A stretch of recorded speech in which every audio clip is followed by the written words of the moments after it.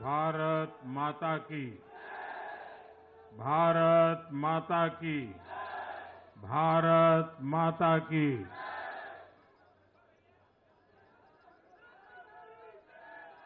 हम सबने सुना है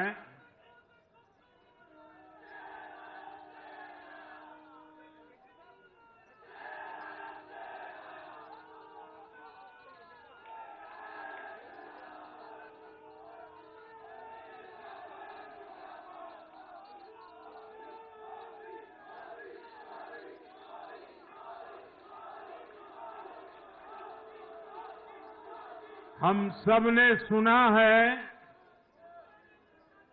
जहां दूध दही का खाना वैसा है अपना हरियाणा।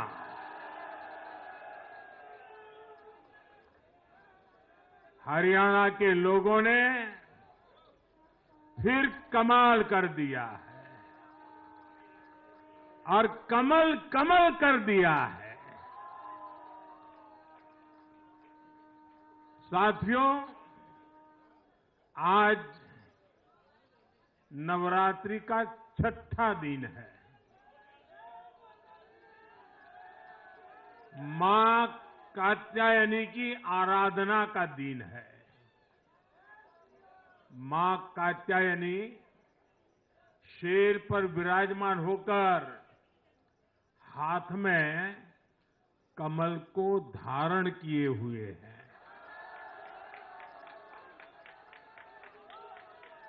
हम सभी को आशीर्वाद दे रही है।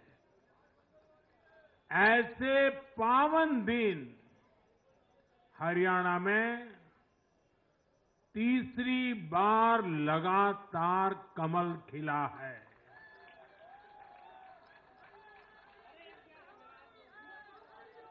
गीता की धरती पर सत्य की जीत हुई है। गीता की धरती पर विकास की जीत हुई है। गीता की धरती पर सुशासन की जीत हुई है। हर जाति, हर वर्ग के लोगों ने हमें वोट दिया है। साथियों, जम्मू कश्मीर में दशकों के इंतजार के बाद आखिरकार शांतिपूर्वक चुनाव हुए। वोटों की गिनती हुई, नतीजे आए। ये भारत के संविधान की जीत है, भारत के लोकतंत्र की जीत है। जम्मू कश्मीर के लोगों ने नेशनल कॉन्फ्रेंस और उनके गठबंधन को ज्यादा सीटें दी है। मैं उन्हें भी शुभकामनाएं देता हूं।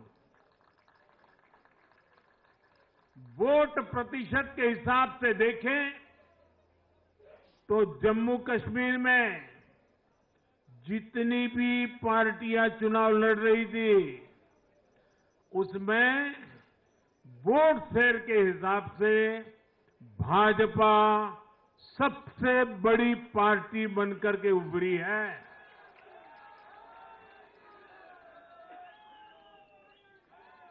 मैं हरियाणा और जम्मू कश्मीर में जीत हासिल करने वाले सभी उम्मीदवारों को भी बहुत बहुत बधाई देता हूं। मैं हरियाणा और जम्मू कश्मीर की जनता को भी बहुत बहुत बधाई देता हूं। मैं सभी भाजपा कार्यकर्ताओं को उनके तप और तपस्या के लिए नमन करता हूं।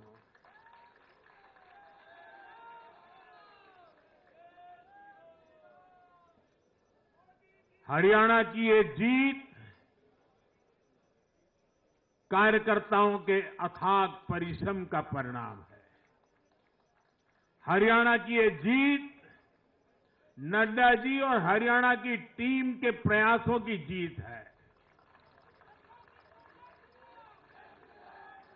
हरियाणा की ये जीत अतिशय नम्र विनम्र ऐसे हमारे मुख्यमंत्री जी के कर्तव्यों की भी जीत है। साथियों, आज हरियाणा में झूठ की गुट्टी पर विकास की गारंटी भारी पड़ी है। हरियाणा की जनता ने नया इतिहास रच दिया है। शायद आप लोगों को पूरी जानकारी नहीं होगी, हरियाणा का गठन 1966 में हुआ था। इतने वर्षों में बड़े बड़े दिग्गजों ने इस राज्य का नेतृत्व किया। शायद हिंदुस्तान में बहुत कम राज्य के नेता ऐसे होते हैं जिनको पूरा हिंदुस्तान जानता है। एक जमाना था हरियाणा के इन दिग्गज नेताओं का नाम पूरे देश में चर्चा में रहता था। हरियाणा में अब तक 13 चुनाव हुए।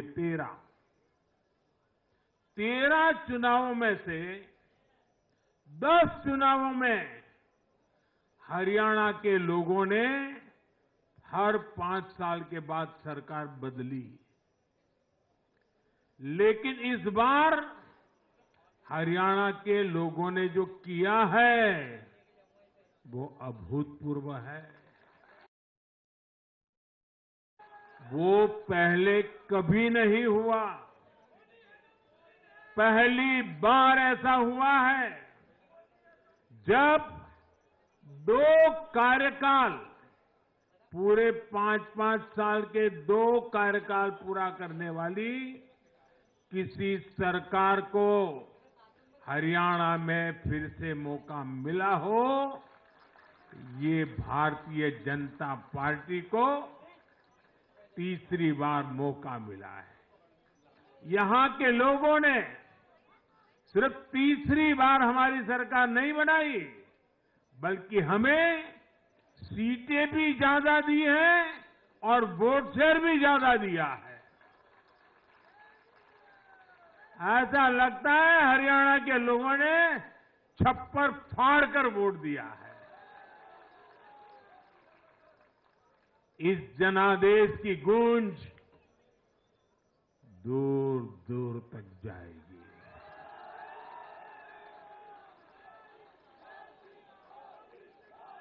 साथियों, भाजपा दुनिया का सिर्फ सबसे बड़ा दल ही नहीं है, भाजपा सबसे ज्यादा दिलों में भी बसी हुई है। हरियाणा में जनता ने विकास के मुद्दे पर भाजपा की हैट्रिक लगाई। भाजपा ने कांग्रेस के कुशासन से मुक्ति दिलाई, इसलिए गुजरात और मध्य प्रदेश की जनता 2 दशक से भी ज्यादा समय से वहां अपना आशीर्वाद बनाए हुए है। अरुणाचल प्रदेश और गोवा में तीसरी बार भाजपा ने सरकार बनाई है। यूपी और बिहार में कानून का राज स्थापित करने वाली भाजपा एनडीए की सरकार को लोग बार बार मौका दे रहे हैं। असम, त्रिपुरा और उत्तराखंड में लगातार 2 टर्म से भाजपा की सरकार है। जहां जहां भाजपा सरकार बनाती है, वहां की जनता लंबे समय तक भाजपा को समर्थन देती है और दूसरी तरफ कांग्रेस की हालत कैसी है? पिछली बार कब कांग्रेस की किसी सरकार की वापसी हुई है? यानी जो सरकार में थे, कितने साल पहले वो दोबारा आए थे? करीब 13 साल पहले 2011 में असम में उनकी सरकार लौटी थी, बाकी एक भी नहीं लौटी। उसके बाद भी जितने चुनाव हुए, लोगों ने कहीं भी कांग्रेस को सेकंड टर्म नहीं दिया है। आपको जानकर के हैरानी हो जाएगी दोस्तों, देश में कितने ही राज्य हैं जहां कांग्रेस कभी 60 साल पहले वहां थी, कहीं पर 50 साल पहले थी, कहीं पर 40 साल पहले थी। 50-60 साल से वो सत्ता में आई ही नहीं है। एक बार लोगों ने निकाल दिया, कांग्रेस को घुसने नहीं दिया है। देश के ज्यादातर राज्य के लोगों ने कांग्रेस के लिए नो एंट्री का बोर्ड लगा दिया है। पहले कांग्रेस सोचती थी कि वो चाहे काम करे या न करे, लोग तो उसको वोट देंगे ही। लेकिन अब कांग्रेस की पोल खुल चुकी है, उसका डिब्बा गोल हो चुका है। साथियों, कांग्रेस सत्ता को अपना जन्मसिद्ध अधिकार मानती है। सरकार में ना रहने पर कांग्रेस की हालत जल बिन मछली जैसी हो जाती है। इसलिए वो सरकार में आने के बाद देश को, समाज को भी दांव पर लगाने से नहीं हिचकती। आज पूरा देश देख रहा है कि कैसे कांग्रेस हमारे समाज में जाति का जहर फैलाने पर उतर आई है।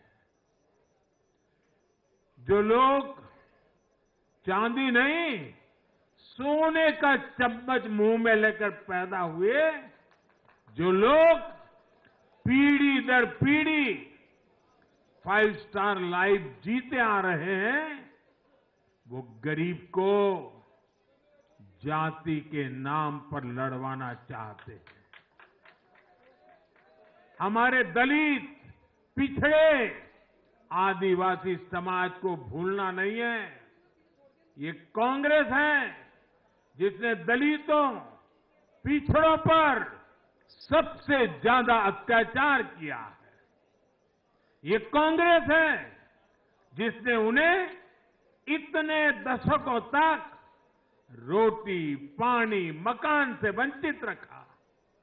ये वो लोग हैं जो 100 साल बाद भी सत्ता मिलने पर कभी किसी दलित, पिछड़े, आदिवासी को प्रधानमंत्री नहीं बनने देंगे।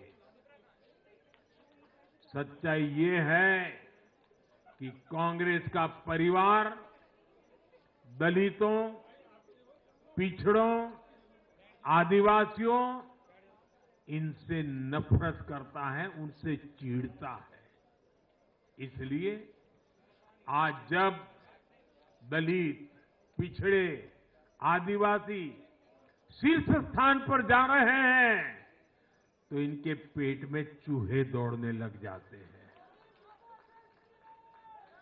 हरियाणा भी इन्होंने दलितों को, ओबीसी को भागीदारी देने से साफ इनकार कर दिया था। उन्होंने दलितों और पिछड़ों को भी अपमानित किया। कांग्रेस के शाही परिवार ने तो डंके की चोट पर कहा कि वो आरक्षण खत्म कर देंगे। दलित और पिछड़ों का आरक्षण छीनकर कांग्रेस अपने वोट बैंक में देना चाहती थी। हरियाणा भी वो यही करने जा रही थी। साथियों, कांग्रेस भारत के समाज को कमजोर करके, भारत में अराजकता फैलाकर देश को कमजोर करना चाहती है। इसलिए वो अलग अलग वर्गों को भड़का ही रहे हैं, लगातार आग लगाने की कोशिश कर रहे हैं। देश ने देखा कि कैसे किसानों को भड़काने का प्रयास हुए, लेकिन हरियाणा के किसानों ने उन्हें करारा जवाब दिया कि वो देश के साथ है, वो भाजपा के साथ है। हमारे दलित, ओबीसी साथियों को भड़काने की कितनी ही कोशिशें हुई, क्या क्या प्रपंच नहीं किए गए, लेकिन इस समाज ने भी इस षड्यंत्र को पहचाना और कहा कि वो देश के साथ है, भाजपा के साथ है। इन लोगों ने हमारी सेना को लेकर भी अपप्रचार किए, हमारे नौजवानों को भड़काया। इस साजिश को भी हरियाणा के नौजवानों ने नाकाम कर दिया। आज हरियाणा ने कांग्रेस को दो टूक संदेश दे दिया है। ये देश विरोधी पॉलिटिक्स नहीं चलेगी। हरियाणा की हर बिरादरी, हर परिवार ने एकजुट होकर वोट दिया, देशभक्ति से ओतप्रोत होकर वोट दिया। देशभक्तों को बांटने की साजिश को हरियाणा ने फेल कर दिया। साथियों, बीते कुछ समय से भारत के विरुद्ध भांति भांति के षड्यंत्र चल रहे हैं। भारत के लोकतंत्र को, भारत के अर्थतंत्र को, भारत के सामाजिक ताने बाने को कमजोर करने के लिए भांति भांति की साजिशें हो रही है, अंतर्राष्ट्रीय साजिशें हो रही है। आज मैं बहुत जिम्मेदारी के साथ मेरे प्यारे देशवासियों से कह रहा हूं कि कांग्रेस जैसी राष्ट्रीय पार्टी और उनके चट्टे बट्टे इस खेमे में शामिल है, इस खेल में शामिल है। देशभक्त हरियाणा ने आज ऐसी हर साजिश को भी मुंह तोड़ जवाब दिया है। भारत और हर भारतीय को संकल्प लेना है कि हम ऐसी किसी साजिश को सफल नहीं होने देंगे। भारत विकास के रास्ते से नहीं भटकेगा। साथियों, आज के चुनाव नतीजों ने एक और बात स्पष्ट की है। कांग्रेस आज पूरी तरह परजीवी पार्टी बन गई है।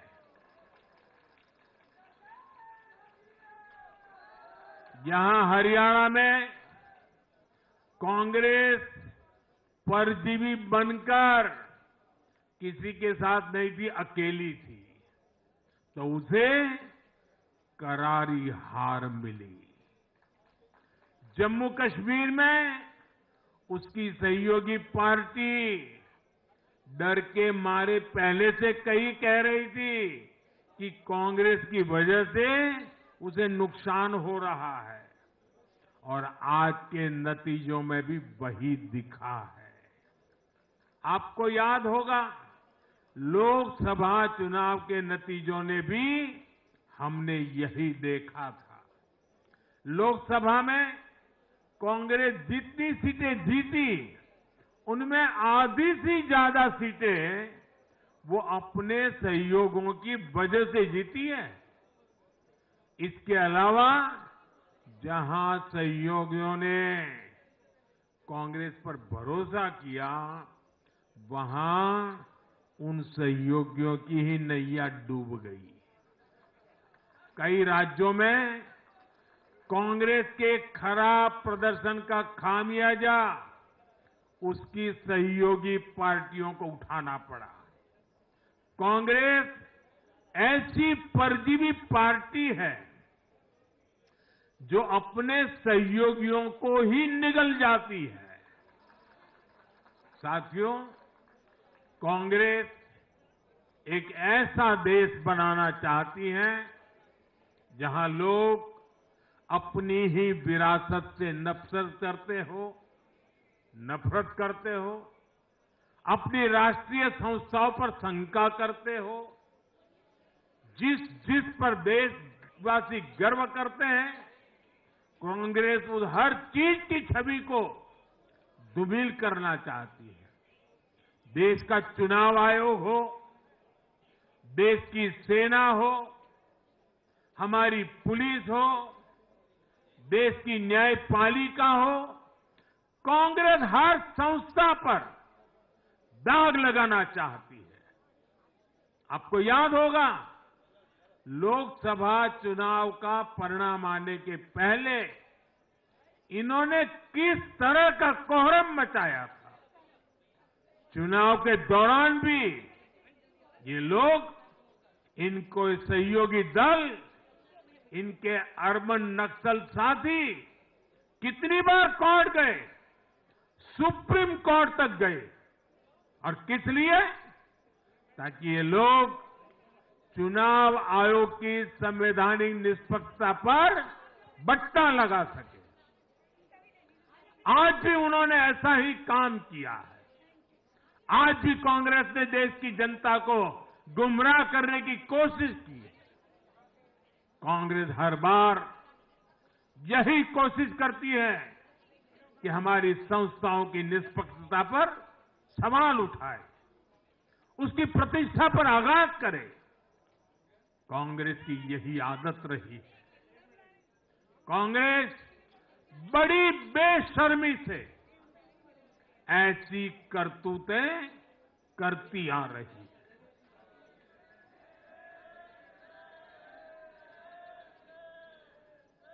साथियों, जम्मू कश्मीर में इस बार हुआ चुनाव कई मायनों में ऐतिहासिक रहा है। वहां भारत का संविधान पूरी तरह से लागू होने के बाद ये पहला चुनाव था। आजादी के 7 दशक बाद भी अनेक लोगों को वोट डालने का हक नहीं था। उन्होंने भी पहली बार इस चुनाव में अपना वोट डाला है। कुछ लोग कहते थे कि आर्टिकल 370 हटा तो कश्मीर जल जाएगा, लेकिन कश्मीर जला नहीं, कश्मीर और खूबसूरती से खिला है, खिलखिलाया है। जिस तरह लोगों ने बाहर आकर रिकॉर्ड नंबर में वोट डाले, वो हर हिंदुस्तानी के दिल को खुश करने वाला है। हमारा जम्मू कश्मीर कर्फ्यू और अलगाववाद के कालखंड से बाहर निकल रहा है। 1947 के बाद पहली बार हमारी सरकार ने जम्मू कश्मीर में बीडीसी के चुनाव कराए। आज पहली बार प्रशासन के हर स्तर पर, फिर चाहे वो विधायक हो, बीडीसी हो, डीडीसी हो, हर स्तर पर अब जनता द्वारा चुने हुए प्रतिनिधि काम करेंगे। हमने जम्मू कश्मीर में संविधान की स्पिरिट और उसकी मर्यादा की पुनः प्रतिष्ठा की है। बाबा साहब आंबेडकर को इससे बड़ी श्रद्धांजलि क्या होगी। साथियों, मैंने विकसित भारत के लिए 4 स्तंभों की चर्चा, बार बार उस चर्चा को आपके सामने रखा है। ये 4 स्तंभ किसान, युवा, महिलाएं और गरीब, जम्मू कश्मीर हो या हरियाणा, हम विकास को इन्हीं 4 धाराओं के, 4 स्तंभों के बलबूते पर देश को विकसित भारत बनाने की दिशा में आगे बढ़ रहा है। इनको सशक्त करना ही भाजपा की प्राथमिकता है। हरियाणा के गरीब तो पिछले 10 साल से डबल इंजन की सरकार का काम देख रहे हैं। मुफ्त इलाज की सुविधा से लेकर नल से जल और पक्के घर तक हरियाणा के गरीब परिवारों को अनेक सुविधाएं मिली है। अब हरियाणा की भाजपा सरकार गरीब कल्याण के काम को और अधिक गति देगी। साथियों, हरियाणा तो कृषि के मामले में देश के अग्रणी राज्यों में शामिल है। हरियाणा की इस ताकत को भाजपा और मजबूती देने वाली है। हमारा लक्ष्य एकदम साफ है। भाजपा सरकार हरियाणा के किसानों की उपज को दुनिया के बाजारों तक पहुंचाना चाहती है। बाजरा जैसा यहां का मोटा अनाज श्री अन्न के रूप में दुनिया भर के डाइनिंग टेबल पर पहुंचे, ये हमारी प्रतिबद्धता है। हरियाणा खाने के तेल में आत्मनिर्भरता के मिशन को भी शक्ति देने वाला है। इससे हरियाणा के तिलहन किसानों को भी ज्यादा लाभ होगा। साथियों, हरियाणा के युवाओं ने दुनिया भर में अपना लोहा मनवाया है। चाहे मानेसर में मैन्युफैक्चरिंग सेक्टर हो, गुरुग्राम के स्टार्टअप्स हो या फिर खेल की दुनिया, हरियाणा के छोरा छोरी खूब धूम मचा रहे हैं। भाजपा सरकार इन सभी क्षेत्रों में और अधिक निवेश को बढ़ावा देने वाली है। आने वाले समय में भारत दुनिया में खेलों की एक महाशक्ति बनने जा रहा है और इसमें हरियाणा के नौजवानों की भूमिका बहुत बड़ी रहने वाली है। इसलिए हरियाणा में स्पोर्ट्स, ये इंफ्रास्ट्रक्चर को बढ़ावा देने के लिए एक आधुनिक रोड मैप भाजपा ने रखा है। साथियों, जब महिलाओं की बात आती है तो विमेन लेड डेवलपमेंट आज देश का मिजाज बनता जा रहा है। हमारी माताओं, बहनों, बेटियों के सशक्तिकरण से जुड़े हर पहलू पर भाजपा फोकस कर रही है। हरियाणा वो राज्य है जिसने बेटी बचाओ बेटी पढ़ाओ के रूप में देश को नेतृत्व दिया है। अब हरियाणा में हजारों लखपति दीदी और ड्रोन दीदी बनाने वाले हैं। लाडो लक्ष्मी योजना से भी हरियाणा की बहनों को बहुत लाभ होने वाला है। जब माताएं बहनें आर्थिक रूप से समृद्ध होगी, समर्थ होगी, तो इसका लाभ पूरे परिवार को होगा। परिवार समर्थ होगा तो हरियाणा समर्थ होगा, देश समर्थ होगा। साथियों, भाजपा की सरकार राष्ट्र को सर्वोपरि रखती है। Nation first. भाजपा की सरकार गरीबों की सेवा के लिए प्रतिबद्ध है। केंद्र हो या फिर हरियाणा, इन 10 सालों में भाजपा की सरकार पर भ्रष्टाचार का एक दाग नहीं लगा है।